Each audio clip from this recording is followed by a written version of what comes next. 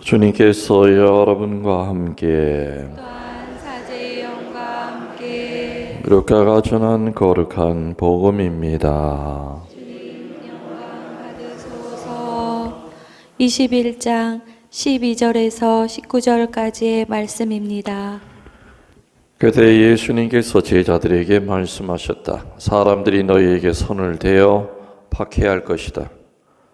너희를 회당과 감옥에 넘기고 내 이름 때문에 너희를 임금들과 총독들 앞으로 끌고 갈 것이다. 이러한 일이 너희에게는 증언할 기회가 될 것이다. 그러나 너희는 명심하여 변론할 말을 미리부터 준비하지 마라. 어떠한 적대자도 맞서거나 반박할 수 없는 언변과 지혜를 내가 너희에게 주겠다. 부모와 형제와 친척과 친구들까지도 너희를 넘겨 더러는 죽이기까지 할 것이다.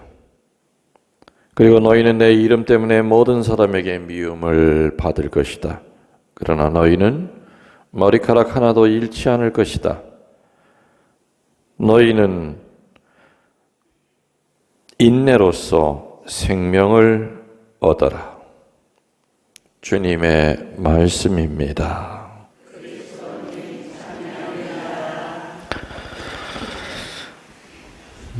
참 예수님, 종교 연구소가 있어요. 우리 가톨릭 쪽에도 있고 개신교 쪽에도 있고 아무튼 이 종교 전반에 대한 것을 연구하는 그런 연구소가 있는데 얼마나 정확한 통계는 모르겠지만은 소위 그리스도교 예수님을 믿는 그리스도교에서 갈라져 나온 사이비 종교들의 그 숫자가 그 기준은 신도들이 10,000명 이상 되는 그 사이비 교단이 현재 한 500개가 넘는다고 그래요. 가끔 뭐 보면은 텔레비전에 뭐 그런 얘기들이 좀 전해지죠. 그런데 이 소위 이제 신흥 종교라고 합니다. 물론 불교 쪽에서 떨어져 나가 있는 신흥 종교도 있고, 우리 그리스도교 쪽에서 떨어져 나간 신흥 종교도 있고. 아무튼 어느 신흥 종교든지 처음에 시작한 사람이 하나가 있겠죠. 그래서 그 사람을 교주라고 그래요. 그 교회에 처음 시작한 사람. 근데 그런 사람들이 보면은 시작은 자기네 교회에서 아주 그 평신도로서 뭐 개신교 평신도 주로 뭐 개신교 평신도 쪽이 많은데 물론 뭐 천주교 평신도도 있겠죠. 아주 열심하고 여러 뭐 봉사단체, 기도단체 열심히 하다가 이제 뭐 조금 이상해지기 시작하는 게 뭐냐, 소위 이제 사적 계시예요. 하느님에게는 뭘 받았다. 어떤 뭘 들었다. 그래서 또 나름대로 또 책에다 노트에다가 적기 시작하고 그래서 이제 성모님의 명령이다. 그러면서 좀 이상해지기 시작하죠. 그럼 신부님, 신자들은 하느님의 목소리를 전혀 들을 수가 없는 겁니까? 그런 소리가 들리는데 그거는 그 마귀 장난입니까? 그건 절대로 본인이 분별을 못해요. 그거는 분별의 은사를 받은 사람들, 사제들이 또 다 분별하느냐? 그건 또 그렇지도 않아요. 그래서 교회에서 떨어져 나가죠. 교회에서 떨어져 나가서 또 그 사람을 또 이렇게 추종하는 사람들이 모이기 시작하면서 이제 무슨 또 이름 하나 또 그럴듯하게 하나 갖다 붙이고 합니다. 소위 요즘 제일 문제가 되고 있는 신천지 같은 경우에는 신천지의 제2인자 두 번째로 좀 힘을 갖고 있는 그 자매가 서울 강남의 어느 성당 교우였어요. 아주 성령 운동 열심히 하고, 그런데 헷가닥 하더니 그 신천지 초창기 멤버가 됐죠. 그 만들기 시작한. 근데 요즘 이렇게 소위 이제 신흥 종교들 쪽에서 제일 많이 포섭하는 사람들이 젊은 사람들을 많이 포섭을 해요. 나이든 늙은 사람들은 별로 관심도 없어요. 싱싱한 것들 있잖아. 싱싱한. 대학생들. 대학생들.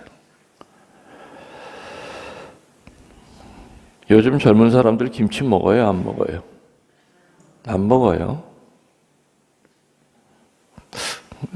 그런 것 같아요. 젊은 사람들이 그 오래된 김치 안 먹고 된장, 청국장 이렇게 멀리 하듯이 젊은 사람들이 종교 심성이 오래된 종교에 대한 어떤 거부감 같은 것들이 있어요.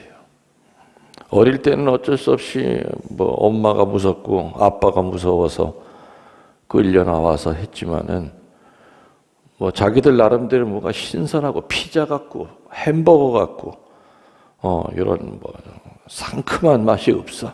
네? 없어요. 우리 김치 한평생 먹어도 나이 든 사람들은 안 물리잖아요. 김치 없으면 밥 못 먹잖아요. 근데 그런 맛을 모르는 거예요. 그래서 뭔가 좀 감각적이고 자극적이고, 뭐 이렇게 팍팍 자기 나름대로 필이 와닿는. 근데 그걸 참 교묘하게 성경을 여기저기서 갖다가 끌어다가 붙이고 하면서 젊은 사람들을 끌어당기죠. 엄청나게 많아요. 그 젊은 애들이. 그러면 이제 그 부모들은 얼마나 마음고생이 심하겠습니까? 아버지는 어느 본당 총회장인데 그 딸녀는 신천지에 빠져 있거든. 그럴 수 있어요. 심지어는 아버지는 목사인데 그 딸은 대순진리교회 가서 난리치고 있단 말이야. 그럼 당연히 찾으러 가겠죠? 찾으러 가요.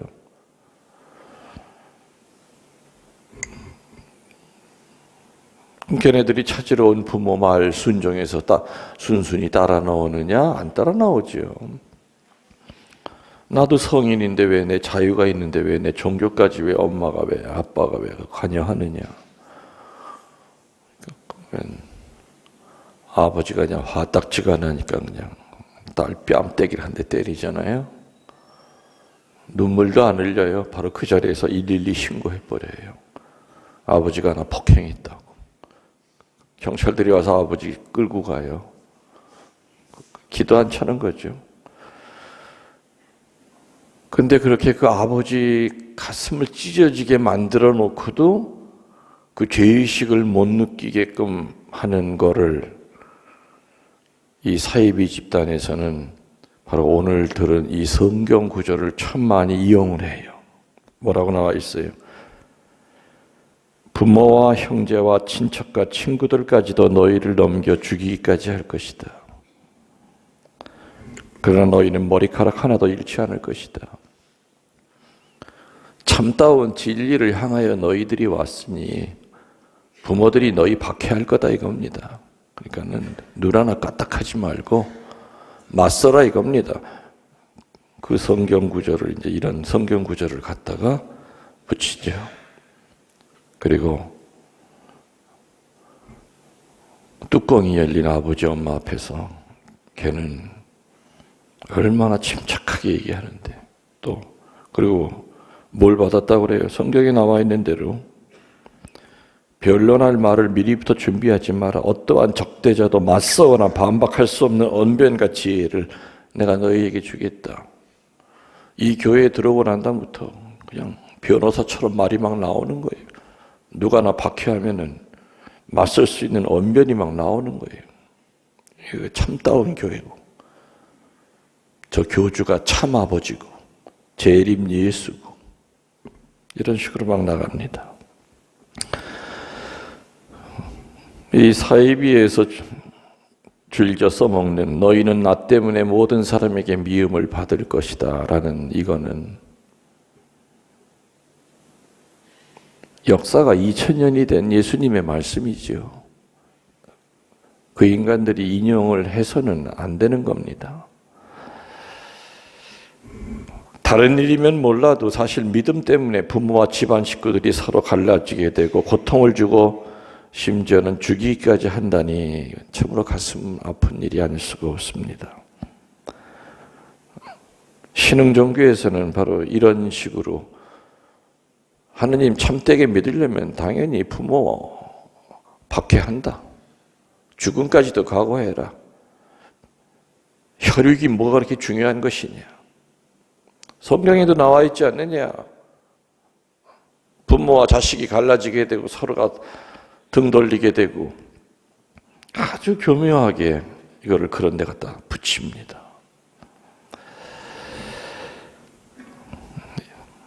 2000년 전에 예수님께서 이 이야기를 하셨을 때는 앞으로 다가올 수많은 육의 박해, 영의 박해를 대비해서 한마디로 뭘 선택할 것인가를 잘 생각해라 그거죠. 우리는 매 순간순간마다 선택을 해야 돼요. 이거 선택하는 것도 하느님의 뜻 같고 또 이거 선택하는 것도 하느님의 뜻 같고 과연 근데 두 개를 다 선택할 수는 없죠. 그때는 분별과 지혜가 필요한 것이고 포기할 때도 마찬가지예요. 이것도 포기해야 될 것 같고 이것도 포기해야 될 것 같은데 두 개를 다 포기할 수는 없어. 둘 중 안에 하나를 뭐를 포기해야 되는데 사실 우리들은 아침에 눈을 떠서 잠잘 때까지 또 우리 인생 전체가 선택의 연속입니다. 옛날에 냉장고 선전할 때 선택의 순간이 뭐 몇 년 좌우한다고요? 옛날 지금 냉장고 10년 씁니까? 10년은 쓰죠. 좀 냉장고도 좀 수명이 늘어났나요? 옛날에는 10년인데 그럼 요즘은 선택의 순간이 20년을 좌우합니다. 이제 냉장고 선전 나오면 그렇게 나오겠네. 20년이나 써요? 냉장고를? 그게 제대로 기능이 되나? 20년짜리 냉장고? 하여튼 뭐 그렇다고 그래요. 옛날에가 10년이니까 뭐 지금은 뭐 20년 쓴다고 합시다. 아무튼 선택이. 성모님과 요셉이 성전에 아기 예수님 봉헌하러 가셨을 때 어떤 노인네 만납니까? 시므온이라고 하는 노인을 만나죠. 그 노인네는 예수님을 받아들고 하느님께 감사드리고 난 다음에 기가 막힌 말을 해요. 어떤 말? 이 아기는 수많은 이스라엘 백성을 넘어뜨리기도 하고 일으키기도 할 겁니다.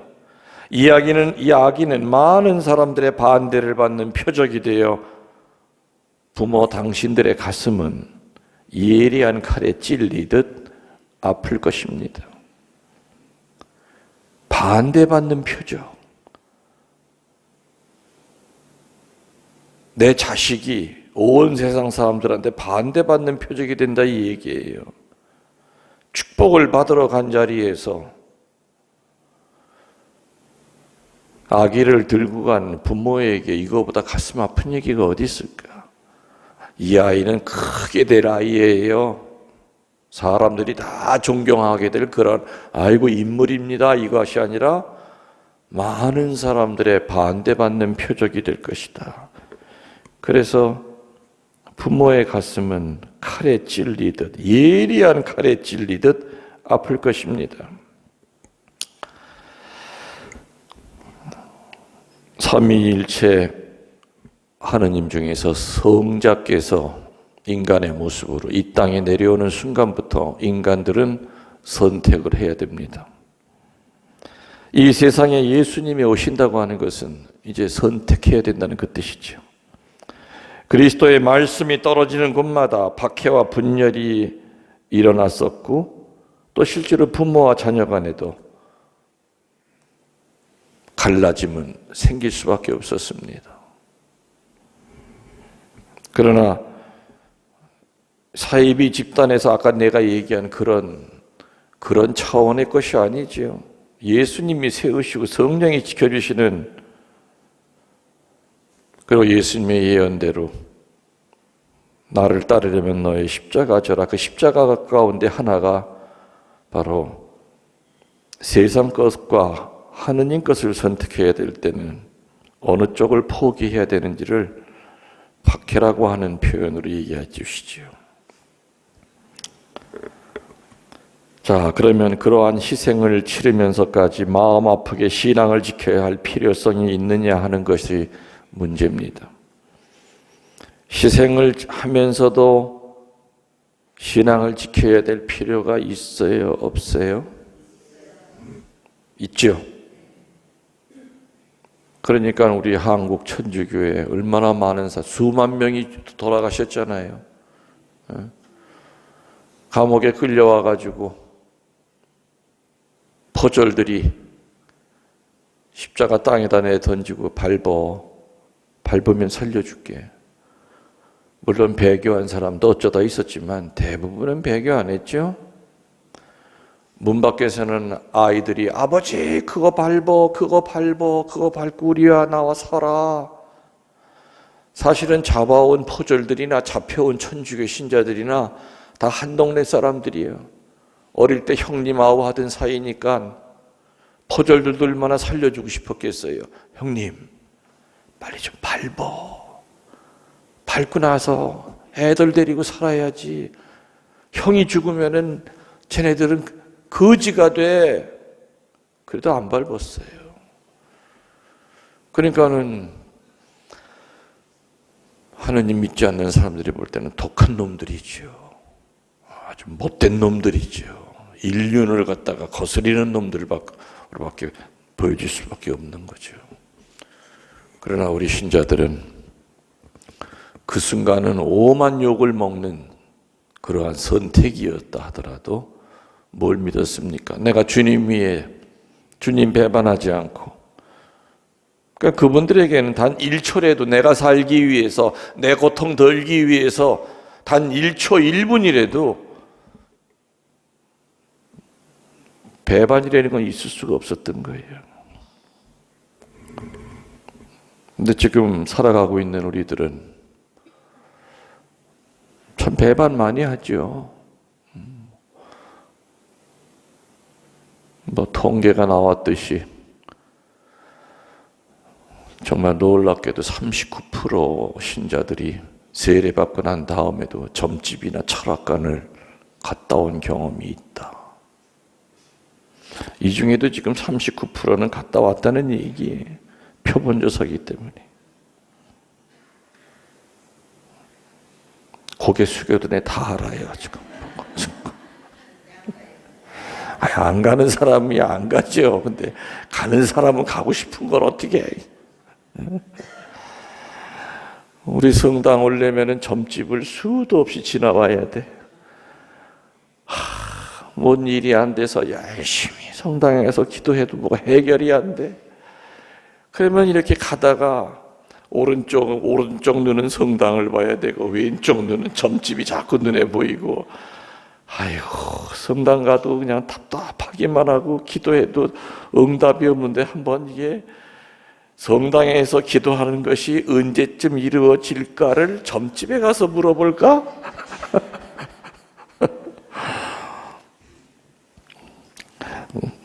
들어가고 싶으신 분들은 들어갔다 나와보시오. 어떤가? 어떤 말 잘 알아맞추나? 희생을 치르면서도 마음 아프게 굳이 신앙을 지켜야 될 필요가 있을까? 가족들이 갈라지면서까지도 하느님을 첫째 자리에 놓을 필요가 있을까? 묵주 한 번 밟으면 몇십 년을 더 살 터인데 그 묵주 한 번 안 밟아서 목이 잘라져야 되는 그 하나밖에 없는 목숨을 잃을 필요가 과연 있었을까?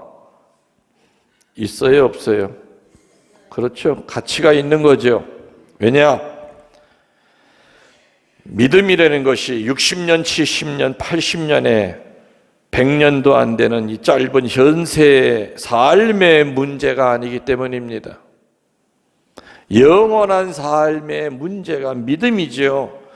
믿음은 요 7, 80년 이 문제를 가지고 해결하기 위해 믿음이 있는 것이 아니라 영원한 세상에 관계되는 것이 영생의 문제이기 때문에 둘 중 안에 하나를 선택해야 될 때는 세상이 아니라 가족이 아니라 뭘 선택해야 된다고요? 그러면요, 신앙을 선택해야 된다. 그런데 사이비 집단들은, 거기 빠져 있는 사람들은 자기 나름대로는 참 종교를 선택했다고 생각할 거예요. 또 그렇게 세뇌를 시키기 때문에. 그러니까는 누가? 그럼 왜 귀찮으시면 밥해서 잘 대접해서 내보내셔야지. 밥도 해드리고 고기도 해서.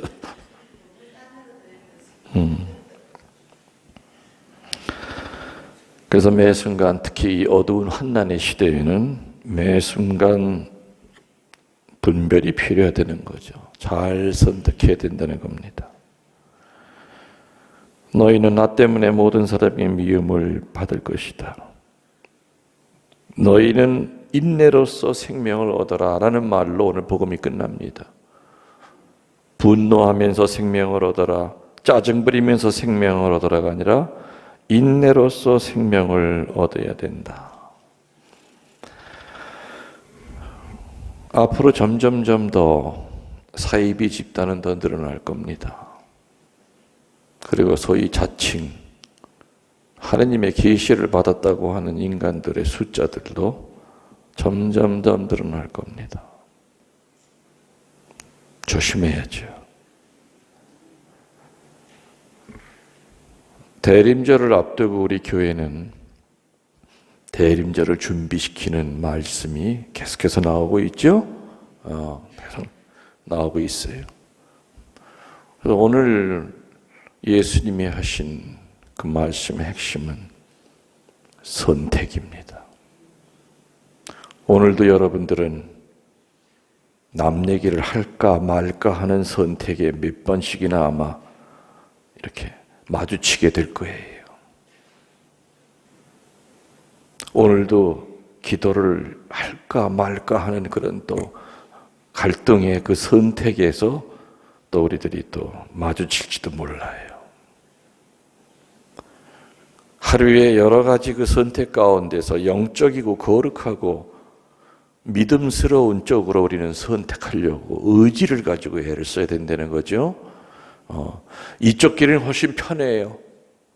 가만히 앉아서 텔레비만 보고 있고 휴대폰 들고 하루 종일 노닥거리고 있고 이쪽 길은 편하고 재미있어 보이고 이쪽 길은 지루하고 답답하게 보일지도 모르지만 그러나 나중에 뒤돌아보면은 힘들고 어려웠던 길을 내가 걸어온 것이 얼마나 정말 굿초이스, 정말 올바른 선택이었던가 하는 걸 우리들은 느끼게 될 것이고, 또 우리들의 수호 천사께서, 성령께서 어둠의 길이 아니라 밝은 길, 아기 예수님 경배하고 동방의 세 박사들은 성경에 보면은 헤로데에게 가지 않고 어디로 갔다고요? 선의 길로 갔어. 분명히 헤로데는 아기 예수님 만나거든 나도 가서 경배할 터이니 꼭 들렀다가 어느 집인지 좀 알려주세요 그랬거든요. 근데 아기 예수님 만나고 난 다음에 천사들이 헤로데에게 가지 말라는 그 말을 듣고 헤로데 쪽을 선택한 것이 아니라 선의 길로 악의 길이 아니라 선의 길로 갔다. 복음사가는 그거를 강조합니다. 세례를 통하여 예수님을 만난다고 우리 앞에 노상선의 길만 이렇게 앞에 그냥 탄탄대로가 있는 게 아니라는 거죠. 예수님 만나고 난 다음에도 악의 길, 어둠의 길은 항상 우리를 유혹을 해요.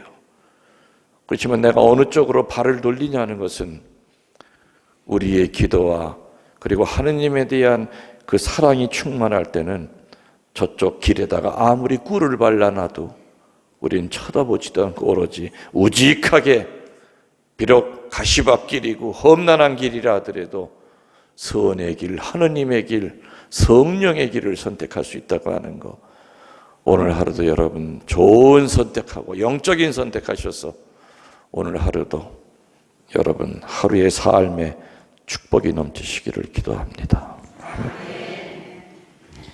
예물주비성가